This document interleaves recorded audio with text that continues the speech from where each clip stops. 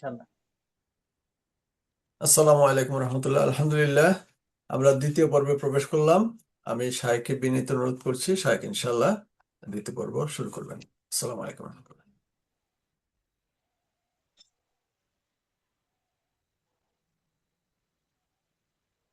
আসসালামু আলাইকুম রহমতুল্লাহি ওয়া বারাকাতুহু। আলহামদুলিল্লাহি রাব্বিল আলামিন ওয়াসসালাতু ওয়াসসালামু আলা সাইয়্যিদিল মুরসালিন নবিয়িনা মুহাম্মদ ওয়া আলা আলিহি ওয়া সাহবিহি ওয়া মান তাবিআহুম বিইহসানিন ইলা ইয়াউমিদ্দিন, আম্মা বা'দ।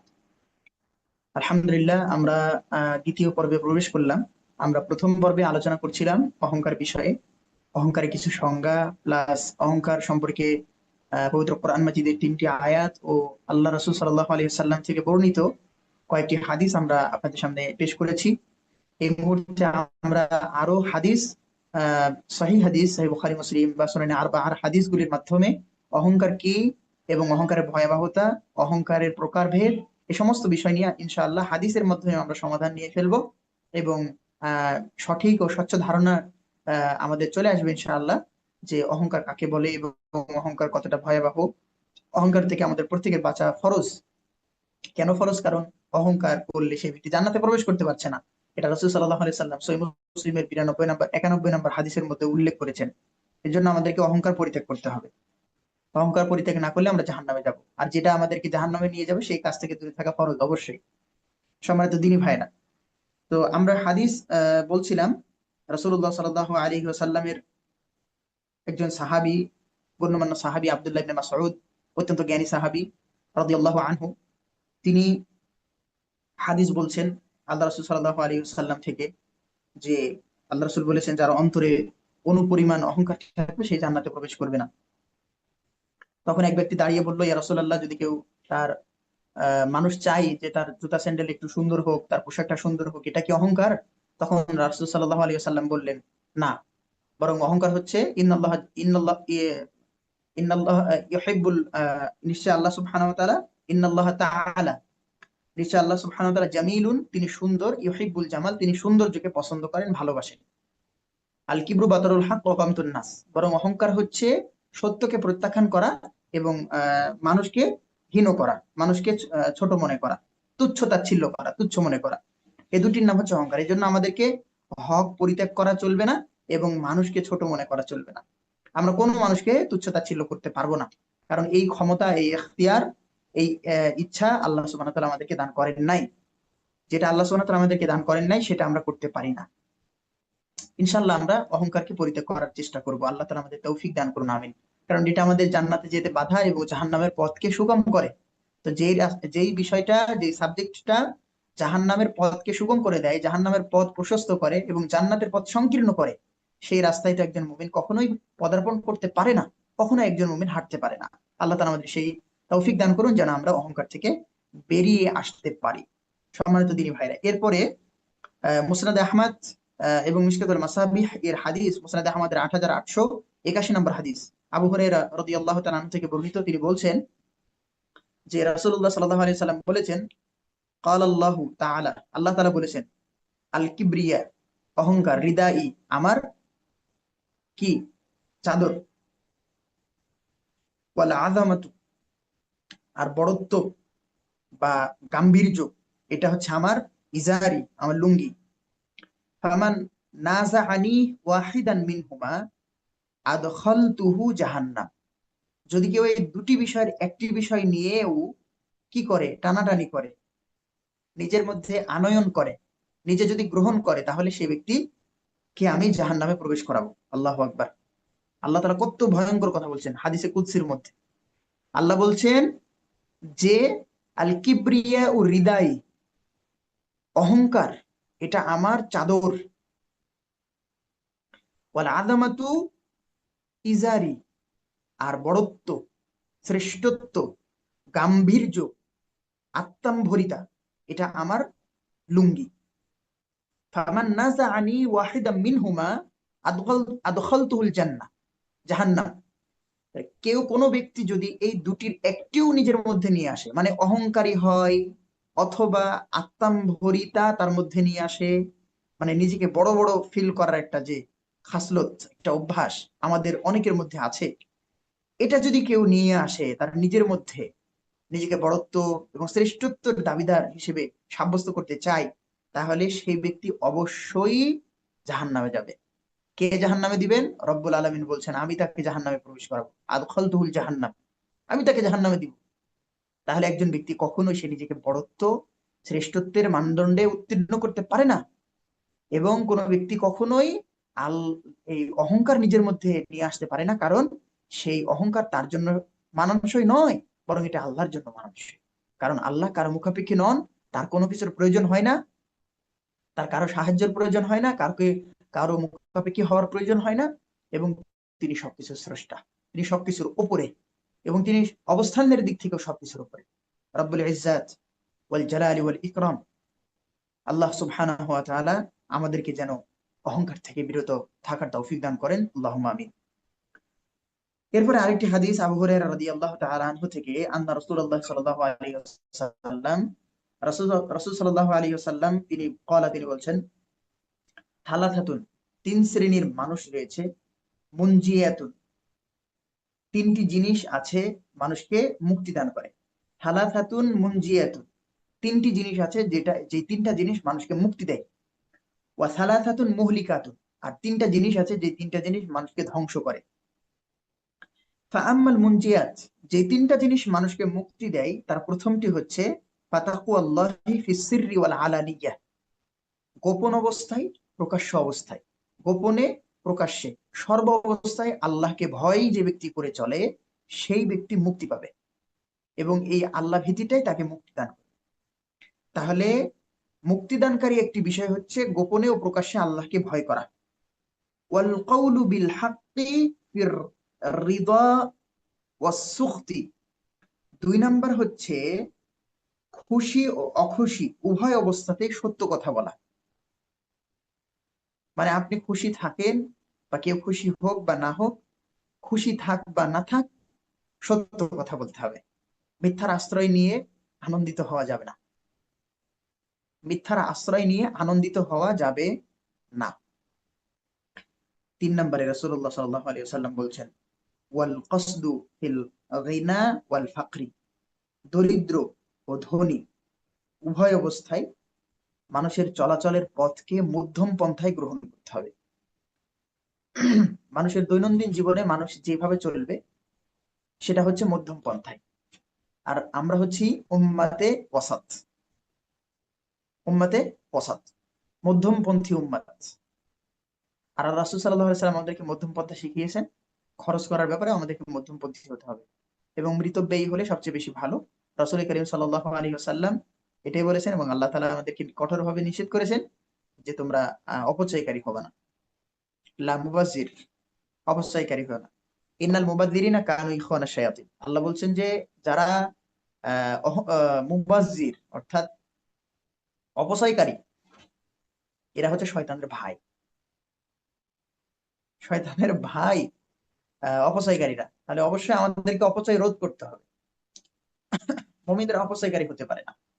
মুমিনরা সর্বদা হবে মিতব্যয়ী, মুমিনরা সর্বদা হবে মধ্যম পন্থা অবলম্বনকারী প্রত্যেকটা ক্ষেত্রে, বিশেষ করে কোনো কিছু ব্যয় করার ক্ষেত্রে। সম্মানিত উপস্থিতি, তো রাসূল করিম সাল্লাল্লাহু আলাইহি ওয়াসাল্লাম এই তিনটি বিষয়কে বললেন, এই তিনটি বিষয় মানুষকে মুক্তি দেয়। কি সেই বিষয়?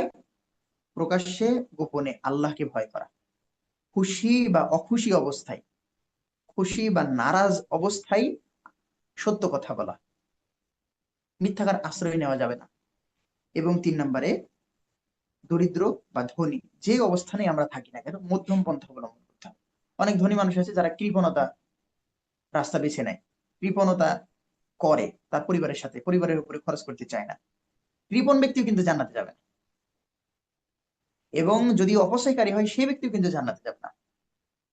এটা আমার কথা নয়, আল্লাহ সুবহানাহু ওয়া তাআলা পবিত্র কোরআনে কয়েক জায়গায় বলেছেন, বিশেষ করে সূরা আহ শামসের মধ্যে বলেছেন, সূরা বালাদের মধ্যে বলেছেন এই কৃপণ ব্যক্তিদের ব্যাপারে, এবং অন্যান্য জায়গায় আল্লাহ সুবহানাহু ওয়া তাআলা উল্লেখ করেছেন যে কৃপণ ব্যক্তি সে জান্নাতে যাবে না। কৃপণতা করা যাবে না, পরিবারের উপরে খরচ করতে হবে। আপনি গরিব থাকেন বা ধনী হন, মধ্যম পন্থায় খরচ করতে হবে। সম্মানিত দিনী ভাইরা, এই তিনটি হচ্ছে মুক্তিদানকারী।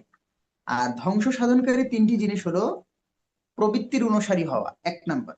2 নাম্বার, লোভ লালসার দাস হওয়া। মানুষ লোভী হয়ে গেলে সে হিতাহিত জ্ঞান হারিয়ে ফেলে।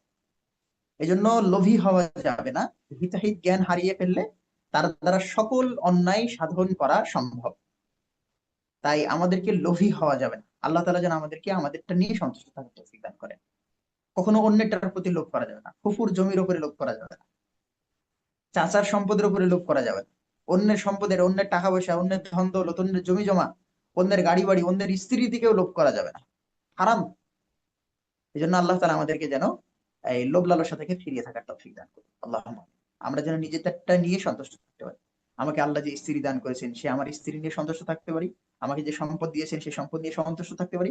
আমাকে যে একটা বাইসাইকেল আল্লাহ কেনার তৌফিক দিয়েছেন, এটা নিয়ে যেন সন্তুষ্ট থাকতে পারি। আমাকে আল্লাহ সুবহানাহু ওয়া তাআলা যত টাকা ইনকাম করার তৌফিক দিচ্ছেন, সেটা নিয়ে যেন সন্তুষ্ট থাকতে পারি। আমি যেন মানুষেরটার দিকে হাই হুতাশ না করি এবং আল্লাহর প্রশংসার বদলে আমরা যেন আল্লাহ সুবহানাহু ওয়া তাআলার অকৃতজ্ঞ বান্দা হিসেবে পরিণত না হই। বরং আমাদের উচিত হবে যে আল্লাহ সুবহানাহু ওয়া তাআলার কৃতজ্ঞতা স্বীকার করা এবং আমাদের যথেষ্ট যা আল্লাহ সুবহানাহু ওয়া তাআলার পক্ষ থেকে আমরা পেয়েছি সেইটা নিয়ে আমাদের সন্তুষ্ট থাকা এবং আল্লাহর প্রশংসা করে যাওয়া। আল্লাহ তাআলা আমাদের সেই তৌফিক দান করুন। আমিন। তার 1 নাম্বার হচ্ছে প্রবৃত্তির অনুসারী। যদি মানুষ প্রবৃত্তির অনুসারী হয়, প্রবৃত্তি কাকে বলে? নিজের খেয়াল খুশি মতো চলা, নিজের চাহিদা অনুপাতে চলা, মানে ইচ্ছা মতো চলা। এক কথায় ইচ্ছা মতো চলা। ওই যে বলে না, বাংলাদেশে তো খুব এটা প্রচলিত আছে যে স্বাধীনতা, বাক স্বাধীনতা, কর্ম স্বাধীনতা, অমুক স্বাধীনতা, তমুক স্বাধীনতা। কিন্তু আমরা প্রকৃতপক্ষে আসল স্বাধীনতা পাবো ইসলাম মানার মাধ্যমে। মানুষ যখন ইসলাম মানবে তখন সে স্বাধীন। আর যখন ইসলামের বাইরে, গণ্ডির বাইরে যাবে, তখন সে স্বাধীন না, সে পরাধীন। সে হয় শয়তানের দাসত্ব করতেছে, অথবা আমেরিকার দাসত্ব করতেছে, অথবা হিন্দুদের দাদা বাবুদের দাসত্ব করতেছে, অথবা সে কারো না কারো দাসত্বে লিপ্ত আছে। যদি ইসলাম থেকে সে দূরে থাকে। আর যে ব্যক্তি ইসলাম পালন করছে, সে 24 ঘন্টা স্বাধীন, 24 আওয়ার্স সে স্বাধীন, এবং সেই আসল স্বাধীন, এবং স্বাধীনতার স্বাদ সে বুঝতে পারবে। আর যে ব্যক্তি শুধু বাকস্বাধীনতার কথা বলে কিন্তু মূলত সে আল্লাহর দাসত্ব করে না, সে মূলত পরাধীন। এই জন্য আমাদেরকে স্বাধীনতা অর্জন করতে হবে, আর সেই স্বাধীনতা ইসলাম পালন করার মাধ্যম দিয়ে আমরা অর্জন করতে সক্ষম হব। সম্মানিত দিনী ভাইরা, তাহলে প্রবৃত্তির অনুসারী কি? নিজের চাহিদা অনুপাতে চলা। একজন মুমিন কখনোই নিজের খেয়াল খুশি মতো চলতে পারে না। অবশ্যই তাকে আল্লাহর যে রুলস, আল্লাহর যে রেজুলেশন, সেই রুলস রেজুলেশনকে ফলো করার মাধ্যমে তাকে তার জীবন পরিচালনা করতে হবে। দ্বিতীয়ত লোভ লালসা, যেটা সম্পর্কে বললাম, কোনো বিষয়ে লোভ লালসা করা যাবে না। 3 নাম্বার হলো কৃপণ হওয়া। ওই যে বললাম, এগুলো মানুষকে ধ্বংস করে। কৃপণতা মানুষকে ধ্বংস করে। দেখবেন যে অধিকাংশ কৃপণ মানুষ দুনিয়াতে অনেক সম্পদ করে যায়, অনেক সম্পদ রেখে যায়, অনেক টাকা পয়সা ব্যাংক ব্যালেন্স করে গেছে, কিন্তু বেচারা কিছু খেতে পায়নি, সব রেখে মারা গেছে। এমনকি এমন অনেক ঘটনা শোনা যায় বিভিন্ন পত্রিকায় বা বিভিন্ন মানুষের মাধ্যমে আমরা সংবাদ পাই যে ওই ব্যক্তিটা মারা গেছে, সেই ব্যক্তির আহ জানাজা আটকে রেখে তার সন্তানেরা কি করছে, লাশ আটকে রেখেছে, দাফন করতে দিচ্ছে না। যেটার এই কিছুদিন ধরে এই সংবাদটা আসতেছে, দেখলাম।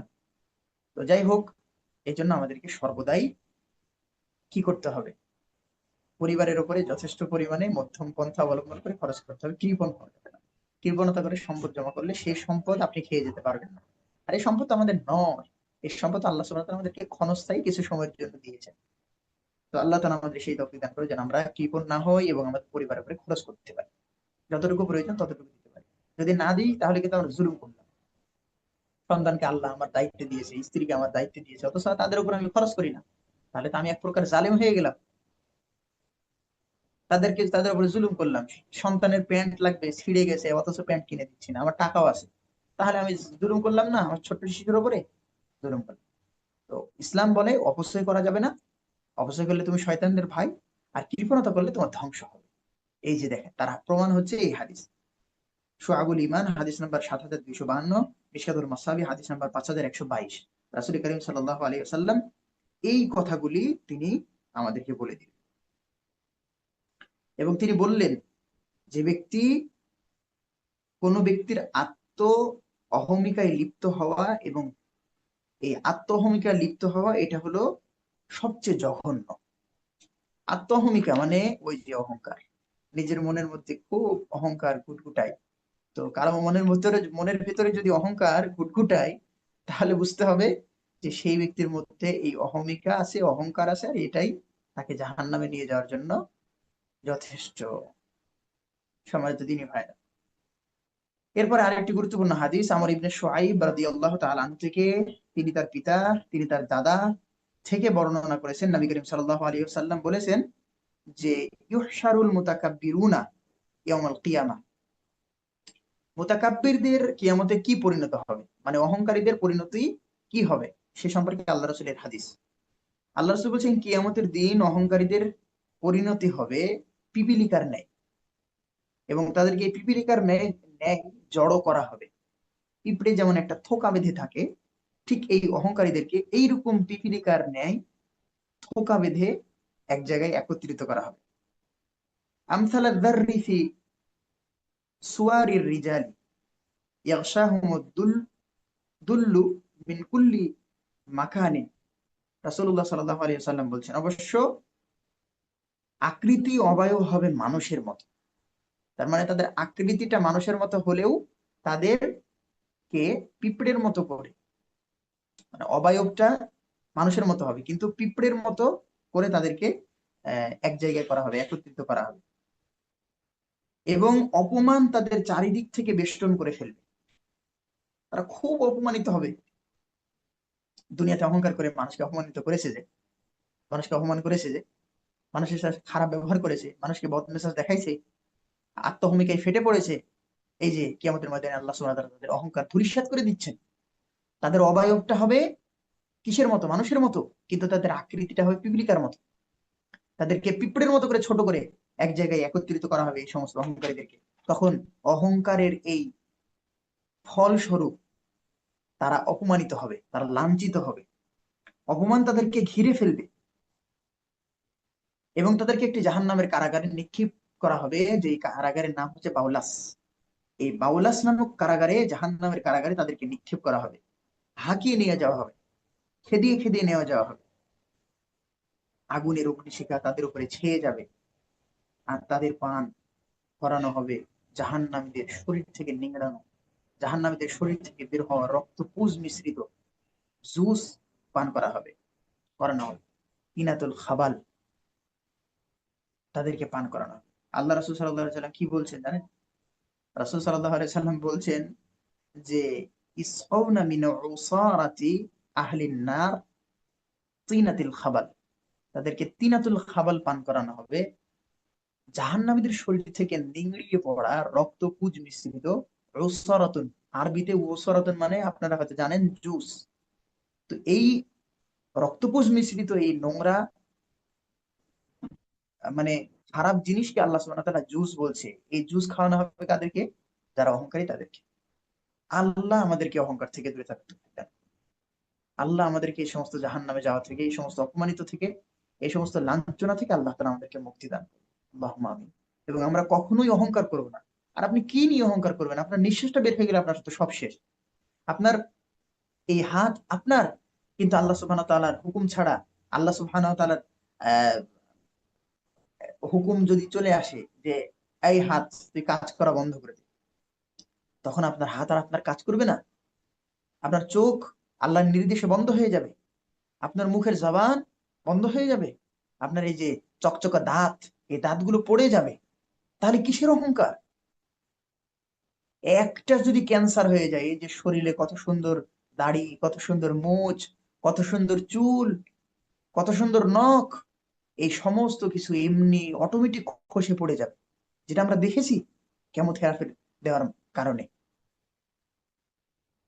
আল্লাহু আকবার। তাহলে একটা সামান্য রোগ আমাদের জীবনকে একেবারে ধূলিসাৎ করে দিতে পারে, আমাদের চেহারা নষ্ট করে দিতে পারে, আমাদের দম্ভ, আমাদের অহংকার, আমাদের ক্ষমতা, আমাদের পাওয়ার, আমাদের টাকা পয়সা, আমাদের যাবতীয় অহংকারকে ধূলিসাৎ করে দিতে পারে মাত্র একটা অসুস্থতা। তাহলে কি নিয়ে অহংকার করি আমরা? আল্লাহ তাআলা আমাদেরকে এই অহংকার থেকে ফিরে তৌফিক দান করুন, আমিন। আল্লাহ তাআলা আমাদেরকে কখনোই যেন এই অহংকারী না বানান, কখনোই যেন আমার কোনো বিষয় নিয়ে অহংকার না করি। আলহামদুলিল্লাহ, চেষ্টা করি আমি ব্যক্তিগতভাবে অহংকার থেকে ফিরে থাকার জন্য।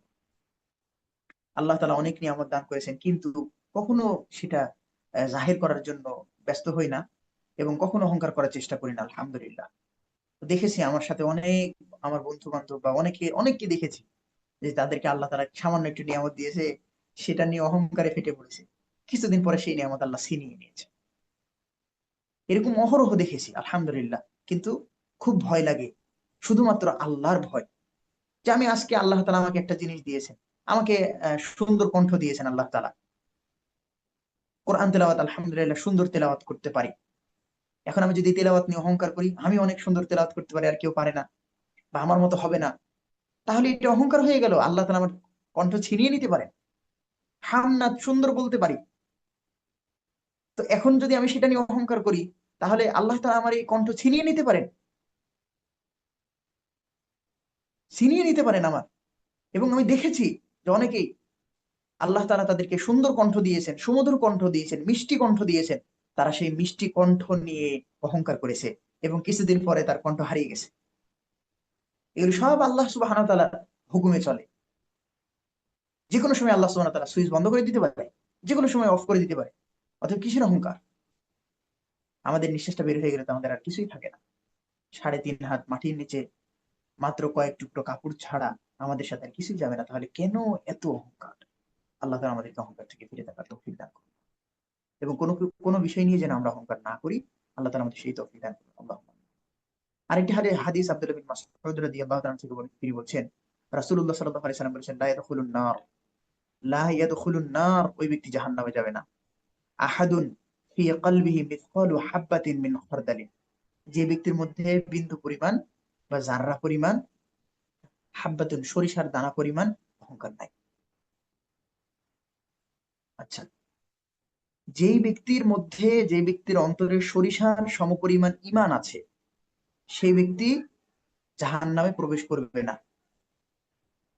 লা ইয়াদখুলুন নার আহাদুন, এমন কোন ব্যক্তি জাহান্নামে যাবে না, ফি কলবিহি মিসকালু হাববাতিন মিন খারদালিন মিন ঈমানিন, যেই অন্তরে সরিষার দানা পরিমাণ, জাররা পরিমাণ ঈমান আছে, সেই ঈমানওয়ালা দিল, যেই অন্তরে সরিষার দানা পরিমাণ, জাররা পরিমাণ ঈমান আছে, সেই ব্যক্তির এই সামান্য ঈমানের কারণে ওই ব্যক্তি জাহান্নামে যাবে না। আল্লাহু আকবার, আল্লাহু আকবার। জাররা পরিমাণ ঈমান থাকলে সেই ব্যক্তি জাহান্নামে যাবে না।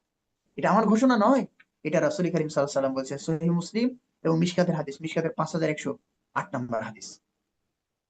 এরপরে রাসূল সাল্লাল্লাহু আলাইহি ওয়াসাল্লাম বলছেন, ওয়ালা ইয়াদখুলুল জান্নাহ, আর ওই ব্যক্তি জান্নাতে প্রবেশ করবে না, আহাদুন ফি কলবিহি মিসকালু যাররাতিন মিসকালু হাববাতিন মিন খারদালিন মিন কিবরিন, যে ব্যক্তির অন্তরের মধ্যে বিন্দু পরিমাণ অহংকার আছে, জাররা পরিমাণ অহংকার আছে, সেই ব্যক্তি জান্নাতে প্রবেশ করবে না। তাহলে অহংকারটা কত ভয়ঙ্কর বিষয়, কতটা ভয়ঙ্কর বিষয় হলে রাসূল সাল্লাল্লাহু আলাইহি ওয়াসাল্লাম এত উচ্চ অঙ্গের উচ্চ মানের শব্দ চয়ন করার মাধ্যমে হুঁশিয়ার করতে পারে। আল্লাহু আকবার, সুবহানাল্লাহ। রাসূল সাল্লাল্লাহু আলাইহি ওয়াসাল্লাম বলছেন যে যার জাররা পরিমাণ ঈমান আছে, ওই ব্যক্তি জাহান্নামে যাবে না, আর জাররা পরিমাণ যার অহংকার আছে, সেই ব্যক্তি জান্নাতে প্রবেশ করবে না। তাহলে ঈমান রাখা আমাদের জন্য জরুরি, আর অহংকার দূর করা আমাদের জন্য জরুরি। এই জন্য অহংকার দূর করে ঈমান আমাদের মধ্যে রেখে আমাদের জীবন পরিচালনা করার চেষ্টা করতে হবে। আল্লাহ তাআলা তৌফিক দান করুন। এই হাদিস দ্বারা যেটা বোঝা যায় সেটা হচ্ছে, অহংকারী ব্যক্তি কখনো জান্নাতে যেতে পারবে না। এই হাদিস এই হাদিসের মধ্যে দুটা বিষয়কে আল্লাহ সুবহানাহু ওয়া তাআলা মানে মুখামুখি করে দিয়েছেন, যে ঈমান থাকলে জান্নাতে যাবে আর অহংকার থাকলে জাহান্নামে যাবে। সম্মানিত উপস্থিত ভাইয়েরা, এরপরে আবু হুরায়রা রাদিয়াল্লাহু তাআলা থেকে আরেকটি হাদিস, সহিহ মুসলিমের 117 নম্বর হাদিস। রাসূল সাল্লাল্লাহু আলাইহি ওয়াসাল্লাম বলেছেন, সালাতাতুন লা ইউকাল্লিমুহুমুল্লাহু ইয়াওমাল কিয়ামা ওয়া লা ইউযাক্কিহিম, তিন শ্রেণীর মানুষ আছে যাদেরকে আল্লাহ সুবহানাহু ওয়া তাআলা লা ইউকাল্লিমুহুমুল্লাহু ইয়াওমাল কিয়ামা, কিয়ামতের দিন আল্লাহ এদের সাথে কথাই বলবেন না। ওয়া লা ইউযাক্কিহিম, তাদেরকে পবিত্র করবেন না, তাদেরকে পরিচ্ছন্ন করবেন না। ওয়া ফি রিওয়ায়াতিন ওয়া লা ইয়ানজুরু ইলাইহিম, তাদের দিকে আল্লাহ তাকাবেন না। অন্য একটা রিওয়ায়াতে আছে, অন্য বর্ণনায় আছে, আল্লাহ তাদের দিকে তাকাবেন না। ওয়া লা ইয়ানজুরু ইলাইহিম, তাদের দিকে আল্লাহ তাকাবেন না। ওয়া লাহুম আযাবুন আযীম, আর তাদের জন্য থাকবে আযাবুন আলীম, অপমানজনক শাস্তি, ভয়ঙ্কর শাস্তি থাকবে তাদের জন্য। এই 3 শ্রেণীর ব্যক্তি হচ্ছেন তারা, যে 1 নম্বরে শাইখুন জানিন, বৃদ্ধ মানুষ কিন্তু বেচারা জেনার সাথে লিপ্ত আছে। শাইখুন জানিন, বয়স্ক জেনাকার, বৃদ্ধ জেনাকার। বৃদ্ধ জেনাকার ব্যক্তি জাহান্নামে যাবে। কেন? এদের জন্য আল্লাহ শাস্তি প্রস্তুত করে রেখেছেন। এর দিকে আল্লাহ কিয়ামতের দিনে তাকাবেন না, এদেরকে পবিত্র করবেন না, এবং আল্লাহ সুবহানাহু ওয়া তাআলা এদের জন্য কঠোর কঠিন শাস্তি প্রস্তুত করে রেখেছেন। 2 নম্বর হচ্ছে ওয়া মালিকুম কাযযাব, শাসক কিন্তু মিথ্যুক শাসক। যদি শাসক হয় মিথ্যুক, তাহলে ওই শাসক জাহান্নামে যাবে। এবং এদের দিকে আল্লাহ তাআলা কিয়ামতের দিন তাকাবেন না, তাদের সাথে কথা বলবেন না, তাদের দিকে তাকাবেন না, তাদেরকে পবিত্র করবেন না, এবং তাদের জন্য কঠিন শাস্তি প্রস্তুত করে রেখেছেন আল্লাহ সুবহানাহু ওয়া তাআলা। 3 নাম্বার হচ্ছে ওয়াইলুম মুস্তাকবির, ওয়াইলুম মুস্তাকবির, অহংকারী দরিদ্র। দরিদ্র ব্যক্তি কিন্তু অহংকারী, দরিদ্র ব্যক্তি কিন্তু অহংকার করে। তো এই দরিদ্র অহংকারী ব্যক্তি জাহান্নামে যাবে। তো দরিদ্র অহংকারী কিভাবে হয়? বিশেষ করে যেটার সামর্থ্য তার নাই, সেই কাজটা করতে গেলে সেখানে অহংকার প্রকাশ পায়। যেমন আমার, ধরেন যে আহ কিভাবে উদাহরণ দেওয়া যায়, আহ এই ব্যাপারটা দিয়ে একজন শেখ উদাহরণ দিয়ে তো ফেসে গেছেন, আমাদের শেখ আব্দুর রাজ্জাক বিন ইউসুফ হাফিজাহুল্লাহ। তিনি বলেছিলেন এই অহংকারের সংজ্ঞা দিতে গিয়ে, এক সময় শুনেছিলাম আমরা, যে কোনো গরিব ব্যক্তি যদি আহ বাজারে সবচেয়ে বড় মাছ কিনে, তাহলে ওই ব্যক্তি হলো অহংকারী, সে জাহান্নামে যাবে মাছ কেনার কারণে। আর কোনো ব্যক্তি ধনী সম্পদশালী, কিন্তু সে পুঁটি মাছ কিনছে, মানে কৃপণতা করছে, সেই ব্যক্তি যাবে জাহান্নামে। তো উনি একটু কড়া করে ফতোয়াটা দিয়েছেন। আসলে দরিদ্র হওয়ার পরেও যার যেটা সামর্থ্য নাই, সামর্থ্যের বাহিরে গিয়ে নিজের বড়ত্ব প্রকাশ করছে, নিজের শ্রেষ্ঠত্ব প্রকাশ করছে, অহংকার প্রদর্শন করছে, এরকমটা যদি হয় তাহলে সেই ব্যক্তি অহংকারী, এবং সে দরিদ্র অহংকারী, সেই ব্যক্তি জাহান্নামে যাবে। সর্বপ্রকার অহংকার থেকে আল্লাহ তাআলা আমাদেরকে বিরত হওয়ার তৌফিক দান করুন। আর তাহলে এই হাদিসের মধ্যে আল্লাহ রাসূল 3টা বলেছেন, যে 3টা কাজ করলে এদের দিকে আল্লাহ কিয়ামতের দিন তাকাবেন না, তাদের সাথে কথা বলবেন না, তাদেরকে পবিত্র করবেন না, এবং তাদের জন্য কঠিন শাস্তি আল্লাহ সুবহানাহু ওয়া তাআলা প্রস্তুত করে রেখেছেন। সেই ব্যক্তি 1 নাম্বার হচ্ছে বয়স্ক জিনাকার, বয়স্ক মানুষ কিন্তু জিনা করে। 2 নাম্বার ওই ব্যক্তি, যে ব্যক্তি আহ শাসক কিন্তু মিথ্যুক শাসক। 3 নাম্বার হচ্ছে ওই ব্যক্তি যে দরিদ্র কিন্তু অহংকারী। তো দরিদ্র হওয়ার পরে যদি অহংকারী হয় মানুষ, তাহলে এটা আরো ভয়ঙ্কর। এজন্য অহংকার থেকে ফিরে থাকতে হবে। সর্বশেষ হাদিস, আবু হুরায়রা রাদিয়াল্লাহু তাআলা রাসূলুল্লাহ সাল্লাল্লাহু আলাইহি ওয়াসাল্লাম قال, আল্লাহ রাসূল বলছেন, লা ইয়ানজুরুল্লাহু ইয়াওমাল কিয়ামাতি ইলা মান জাররা ইজারাহু বাতারান। সহিহ বুখারী 5342 নম্বর হাদিস। আল্লাহ রাসূল বলেছেন যে অহংকার বশত পায়ের নিচে লুঙ্গি, পায়ের নিচে প্যান্ট, পাজামা ঝুলিয়ে রাখে, কিয়ামতের দিন আল্লাহ সুবহানাহু ওয়া তাআলা তার দিকে দৃষ্টি দিবেন না। তাহলে কোন ব্যক্তির প্যান্ট, পাজামা বা লুঙ্গি পায়ের নিচে ঝুলিয়ে রাখাটা এটা একটা অহংকারের প্রতীক, এটা অহংকার প্রদর্শন হয় স্বাভাবিকভাবে, সাধারণভাবে। এজন্য রাসূল সাল্লাল্লাহু আলাইহি ওয়াসাল্লাম নিষেধ করেছেন। যদি কেউ অহংকার বশত টাকনুর নিচে ঝোলায়, এ ব্যাপারে ওলামাগণ একটু মতভিন্নতা প্রদর্শন করেছেন, মতভিন্নতা মতানৈক্য আছে। একদল ওলামা বলছেন এই হাদিসের আলোকে যে কেউ যদি টাকনুর নিচে কাপড় পরে, তো অহংকার করে করে যদি না পরে, তাহলে কি তার শাস্তি হবে? তাহলে কি তার শাস্তি হবে? আরেক দল ওলামা বলছেন না, এখানে নির্দিষ্ট করা হয়েছে, কিন্তু অন্য হাদিসে তো বলা হয়নি। মাসফালা কাবাইনি মিনাল ইজার ফাফিন্নার। আল্লাহ রাসূল স্পষ্ট বলছেন যে ব্যক্তি পায়ের নিচে, মানে টাকটুকিরার নিচে তার প্যান্ট, কাপড়, লুঙ্গি ঝুলিয়ে নিল, পুরুষ মানুষ, সে জাহান্নামে যাবে। মানে তার ততটুকু অংশ জাহান্নামে যাবে। ততটুকু অংশ জাহান্নামে যাবে মানে হচ্ছে সে পুরোটাই জাহান্নামে যাবে, এমন না যে তার পায়ের অংশটা জাহান্নামে যাবে আর সে জান্নাতে যাবে। এটা বোঝার আবার সুযোগ নাই।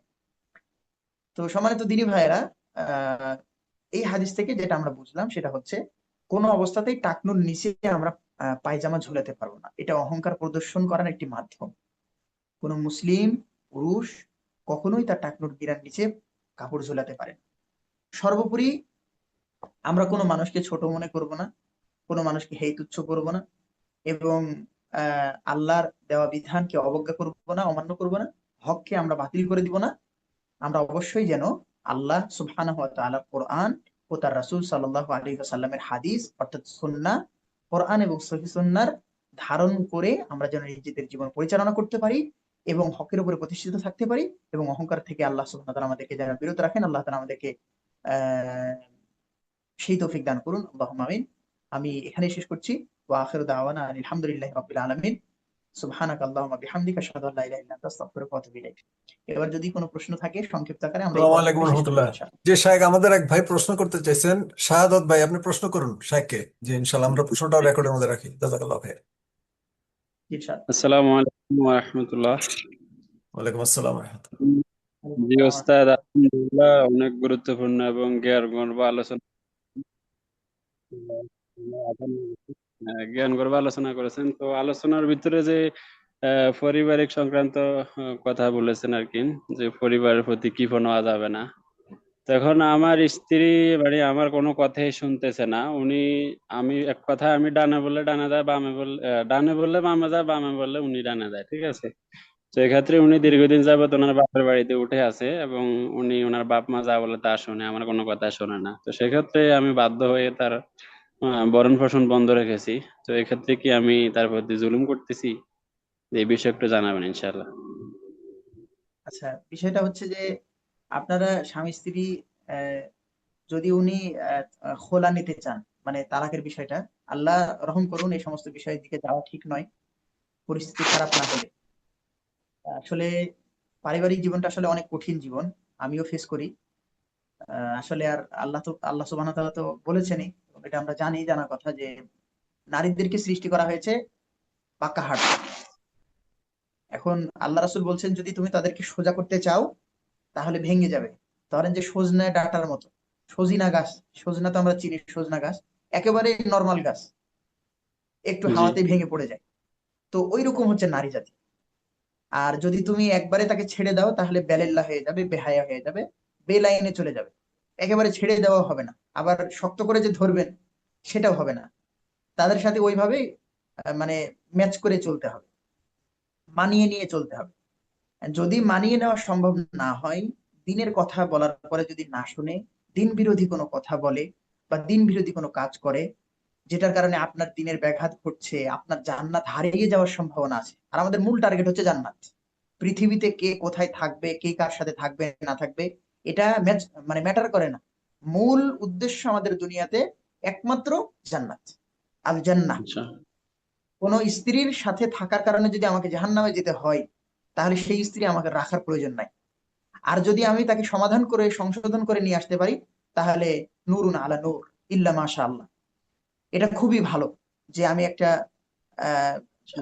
বজ্জাত বা খারাপ বা অন্যায় পথে আছে এমন একজনকে আমি ভালো রাস্তায় নিয়ে আসলাম। এটা তো আল্লাহ রাসূল বলে দিয়েছেন, যে মান দাআ ইলা হুদান কানা লাহু মিনাল আজরি মিসলু উজুরি মান তাবিআহুম লা ইয়ানকুতু যালিকা মিন উজুরিহিম শাইআন।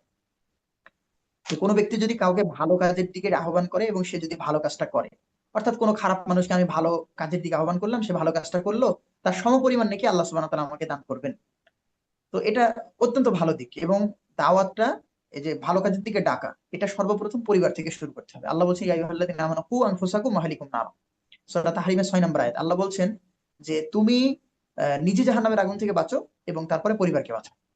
তাহলে আমার নিজের জাহান্নামটাকে আমি আগে মানে জাহান্নাম থেকে নিজেকে সেভ করব, বাঁচাবো, তারপরে আমার পরিবারের সদস্যদেরকে জাহান্নামের আগুন থেকে বাঁচানোর জন্য সর্বাত্মক চেষ্টা করব। তাদেরকে দাওয়াত দেওয়ার মাধ্যমে, পরামর্শ দেওয়ার মাধ্যমে বা যে কোনো মাধ্যমে তাদেরকে সঠিক রাস্তায় আনার চেষ্টা করব। এখন যদি মনে হয় যে আপনার উনি তালাক নিবেন বা আপনি দিবেন বা এরকম কোনো যদি সিচুয়েশন থাকে, আমি জানি না, তাহলে আহ এটা একটা সমাধানে আসা দরকার। যদি তালাকের হয়, তালাকের বিষয়টা চলে আসে সামনে, তাহলে 3 মাস, এটা তো আমরা জানি। আল্লাহ না করুক আপনাদের তালাক হোক, এটা আমি বলছি না, মন খারাপ করিয়েন না বা খারাপ ইয়েতে নিয়েন না, এটা আমার মানে উত্তর দেওয়ার ক্ষেত্রে সমস্যা সহায়ক হবে, সেজন্য বলছি যে 3 মাসে 3 তুহুরে 3 তালাক হয়।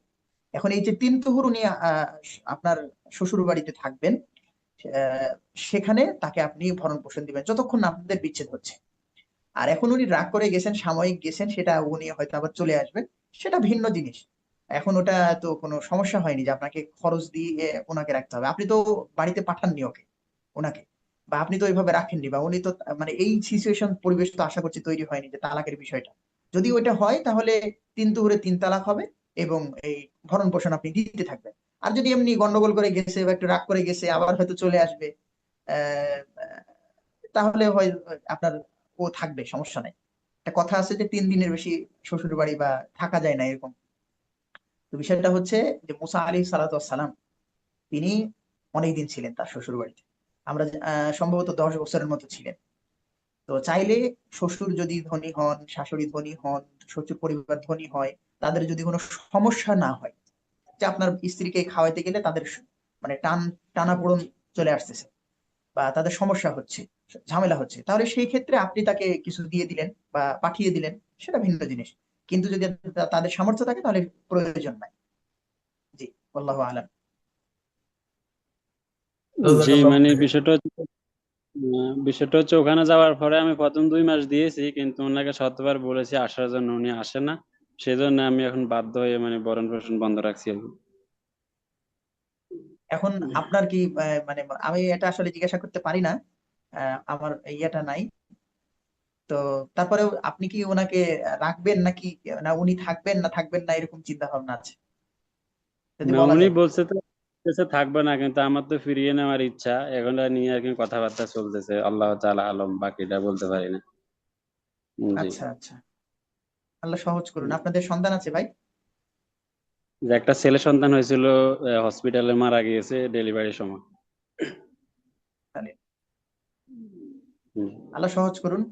দেখেন, আল্লাহ যেটার মধ্যে কল্যাণ রেখেছে, আপনি আল্লাহর কাছে ইস্তেখারা করুন। জি, ইনশাআল্লাহ, জাযাকাল্লাহ খাইর।